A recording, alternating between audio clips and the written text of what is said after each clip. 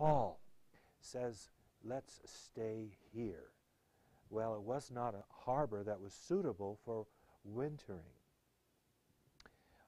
Perhaps it had no pier where they could go up next to it and then disembark and take care of their needs. So, but Paul says, let's stay here. And he gets outvoted. His voice is just shut down. But he does make plain that his desire and his wisdom is that they would stay in Fair Haven. It says, much time had been lost, and sailing had now become dangerous, because by now it was after the fast. So Paul warned them, men, I can see that our voyage is going to be disastrous and bring great loss to ship and cargo and to our lives also. But the centurion, instead of listening to what Paul said, followed the advice of the pilot and of the owner of the ship. Since the harbor was unsuitable to winter in, the majority decided that we should sail on, hoping to reach Phoenix and winter there. This was a harbor in Crete facing both southwest and northwest. So the majority decided that we should sail on. So you have everyone who says, forget about what Paul says, we're going to find a good harbor. And what happens is then a gentle south wind comes up and begins to blow, and they thought they had obtained what they wanted, so they weighed anchor and sailed along the shore of Crete. They think leaving Fair Haven was a good move. What happens next? It says, before very long, a wind of hurricane force called the northeaster swept down from the island. The ship was caught by the storm and could not head into the wind. So we gave way to it and were driven along. What that means is you're out of control. You're just being pressed down the road by a heavy wind. You can't turn around. You can't face it. You can't work with it. You are just being driven along. So this ship now is being driven along. And as we passed to the lee of a small island called Cauda, we were hardly able to make the lifeboat secure. This wind is of such ferocity and strength that they hardly were able to secure their lifeboat. Now, the ship itself is creaking and groaning under the stress of the experience. It says, when the men had hoisted it aboard, they passed ropes under the ship itself to hold it together. You see, the ship was inclined to shatter apart, so they ran ropes underneath it and sort of tied it up like you would a Christmas gift, tying up ropes underneath it to keep the ship together. It's not a very good sign, but that's what they did. It says, when the men had hoisted it, that is the lifeboat, aboard, they passed ropes under the ship itself to hold it together. This is their fear, that they're going to be driven onto the sandbars of Syrtis, and they lowered the sea anchor and let the ship be driven along. So what they're basically doing is dragging a sea anchor behind them and just letting the wind just batter against the ship, trying to slow it down as much as possible.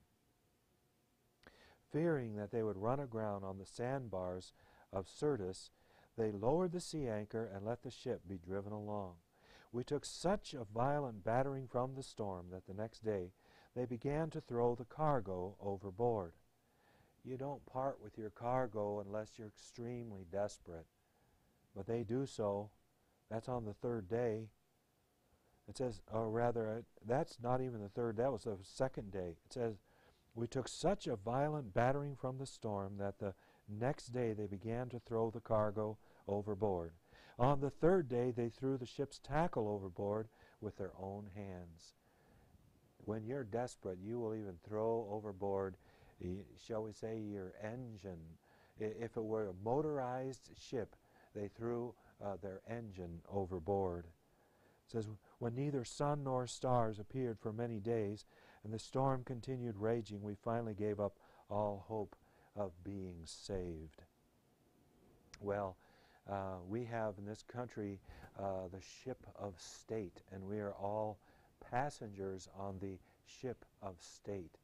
And the ship of state has a commander, a human commander. And the ship of state really does need people on it who will pray for it, who will hold fast to the one who has the power to rescue. And in fact, sometimes because of a small portion, the larger unit will be spared, as we know from the Old Testament. And that's what we have here, really. We have a ship full of people, and the number is 276 people on board. But they have all given up all hope of being saved, because the tremendous ferocity and strength of that storm that is driving them across the Mediterranean Sea. If you ever look at a map, you don't see many islands out there in the Mediterranean Sea. The only way you'll ever meet up with an island is if that's done by a tremendous, shall we say, act of kindness from heaven above, and because there are not many islands to be found there.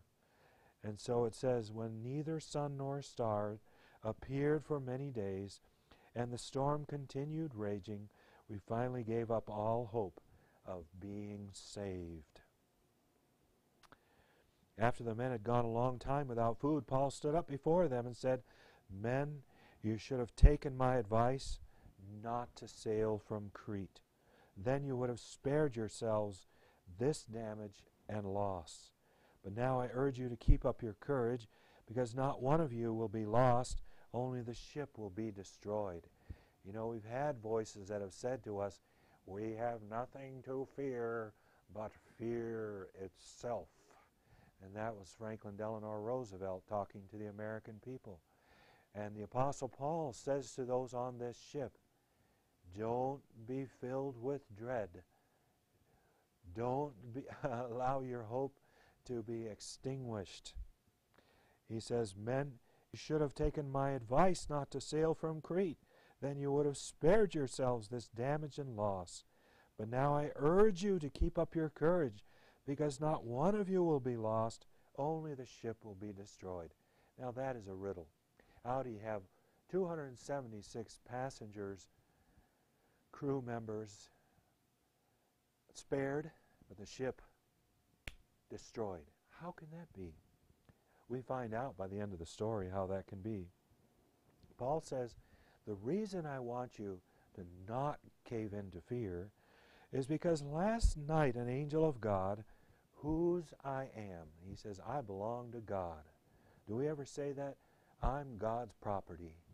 It says here, last night an angel of God, whose I am and whom I serve, stood beside me and said, "Do not be afraid, Paul. You must stand trial before Caesar, and God has graciously given you the lives of all who sail with you." That's the thing about the grace of God. In God's gracious kindness and mercy, not only is Paul going to be spared, but just for good measure,